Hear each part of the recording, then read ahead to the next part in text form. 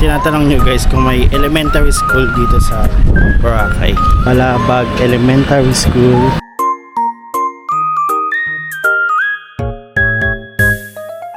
Ganda dito oh. Magkano kaya dito? Tignan mo oh.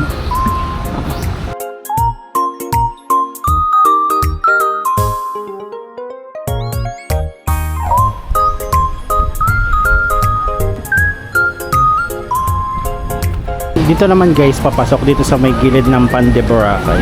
Nandito daw yung murang bilihan ng pagkain, yung karinderya na Hotbin ba yun?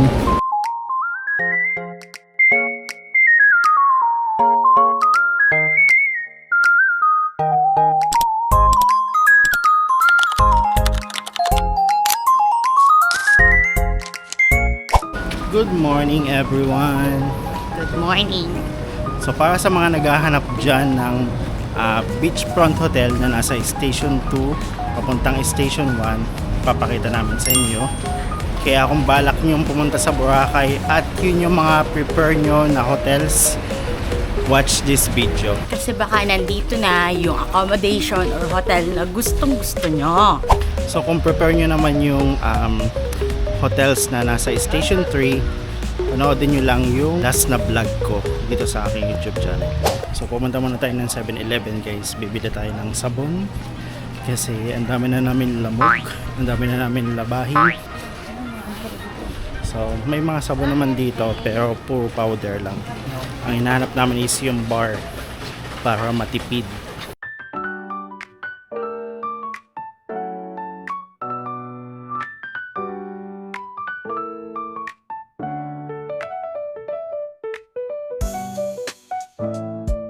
So kung nagtitipid kayo at nanganganib na yung inyong budget, murang-mura pa din yung pagkain sa 7-Eleven. May tig 59 pesos pa din sila. Sa tapat ng 7-Eleven, nandito yung Alice in Wonderland, Boracay Beach Hotel. At sa tapat na may police station. And madaming pagkain dito, may potato corner. Ano pa? Oh, Tipsy Hut. Ano pa? Dahil yung mga palamig. Sobrang lapit niya lang din sa beach. Wala pa yatang 1 minute pa kapag nilakad. Magkano yun? Tanong mo? Ayan. 200? 800? 499. So ang mahal din ng mga aqua shoes dito. Kaya bumili na lang kayo sa online bago kayo pumunta. So ito yung La Carmela de Boracay. Yan ang La Carmela de Boracay. Ilaw. Ilaw pala yun. Yaw-yaw. Ilaw pala. Law. May space for that. Space for rento sa taas. Kaya lang space yun. Little Time Boracay. Ano yun? May ano dito, hindi ko alam kung anong pangalan wala nakalagay. Ito lang dito yung Henan Palm Beach Resort Boracay.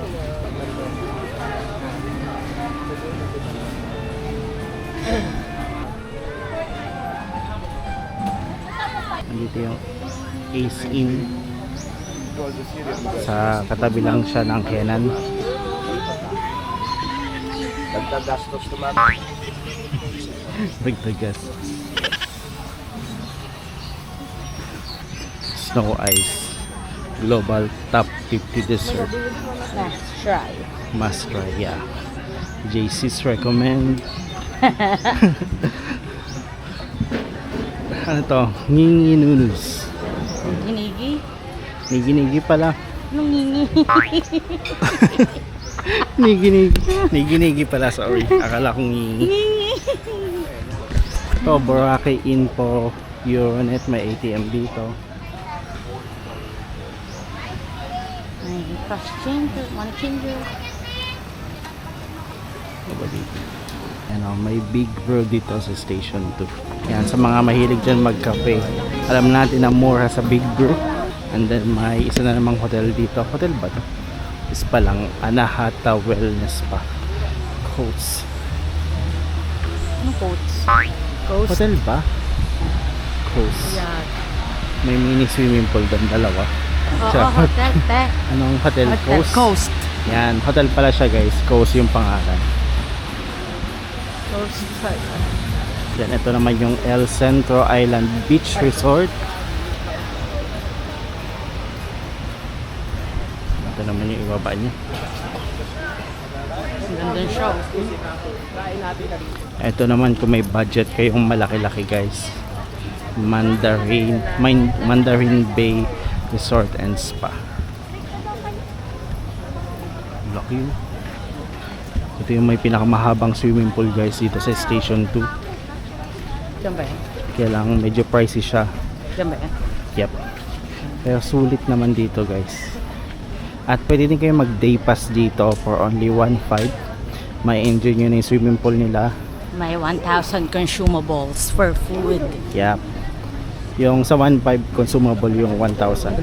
Another Henan. Pero Sea Breeze yata ay isang kapihan lang ba? So another Henan dito guys sa kabila. Henan Regency Resort and Spa. Kanina Henan Palm. Tapos papasok dito yung ate. Tapos dito sa may peri-peri dito, papasok yung, nandun naman yung Eurotel, ano pa ba na doon? Azalea, Mandarin. Mandarin din, may entrance dyan. Boracay Haven. Ito yung Wave Bar and Lounge. Another may Henan bigyan- Regency. Henan Regency. Ito pang Henan to guys. Ayan na. Yan, hanggang dun sa dulo. So madaming Henan dito guys, at saka madami din Mandarin. Sila talaga yung nangunguna, no? Ano to? Hapchan? Oh, may Hapchan restaurant pala dito. And to, isa pang Henan to. Alam ko Henan din to.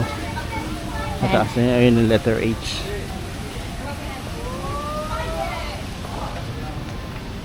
Christina's. Yan po, Henan po. Ayan, papasok din doon. Henan Regency. Ayan, papasok dyan guys. Pa guys, mayroon pa doon. Boracay Peninsula.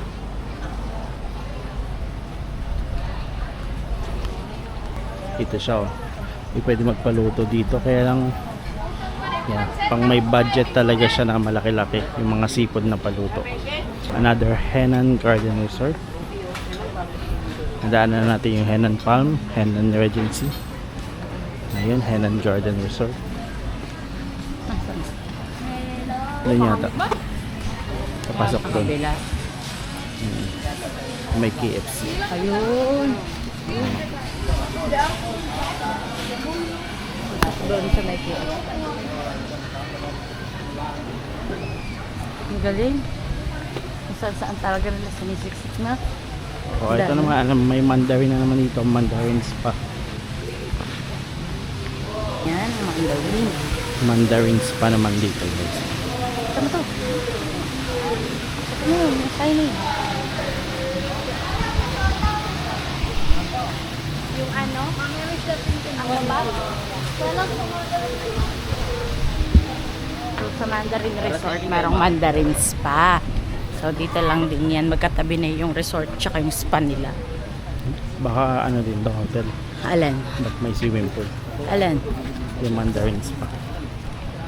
Mandarin Resort ngayon na una. Mandarin Resort Island. Ito. La Sol El Boracay. Saan? Ayun. Oh. Sol El Boracay.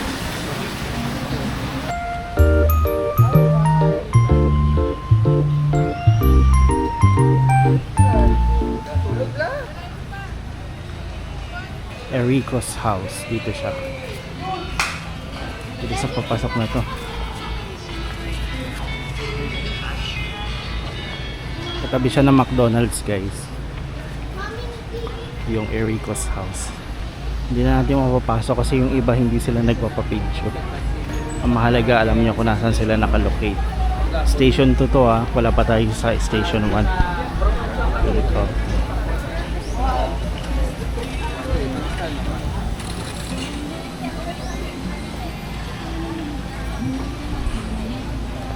Shena's Beach Resort.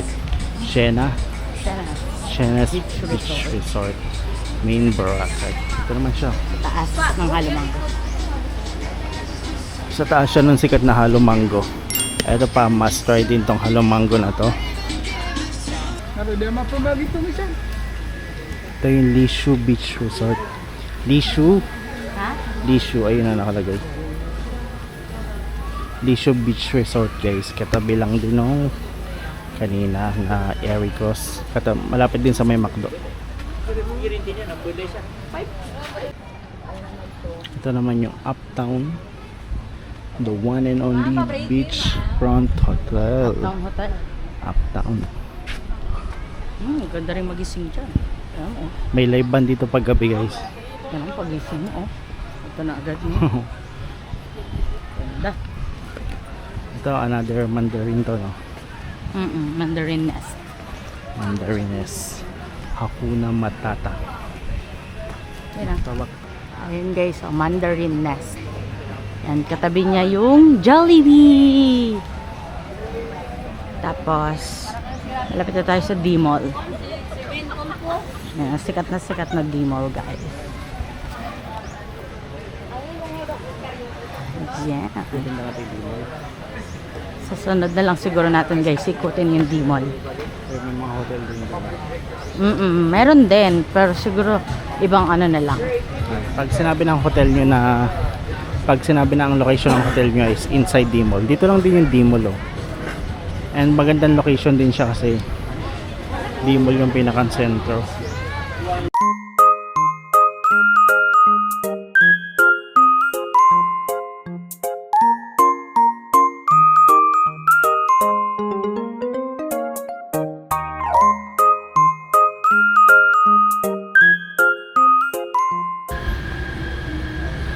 Ito naman yung Red Coconut Beach Hotel. Yan naman, nasan din dito siya guys. Oh.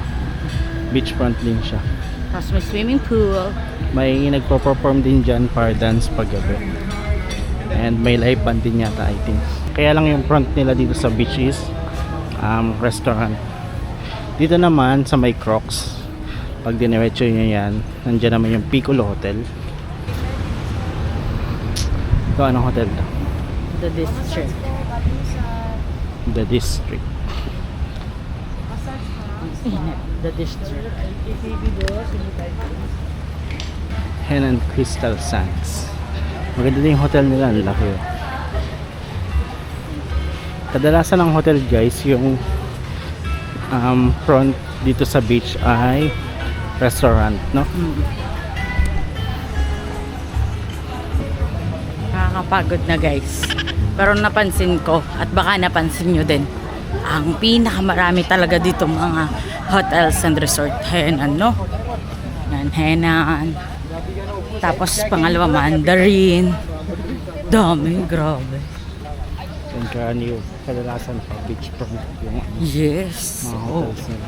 mostly. Oo. Doon meron ding isa pang ano. Ay, yung sa Mandarin yan, no? Yung katabi ng Eurotel. Pero maganda din doon. Azalea malaki din kaya lang. Yeah. Hindi siya beachfront pero 2 minutes walk lang, 3 minutes. Oo. Kahit yung Eurotel, ilang minutes lang din naman. Nakapagod na kami guys. Kaya dapat panoorin nyo yung video. Panoorin nyo to.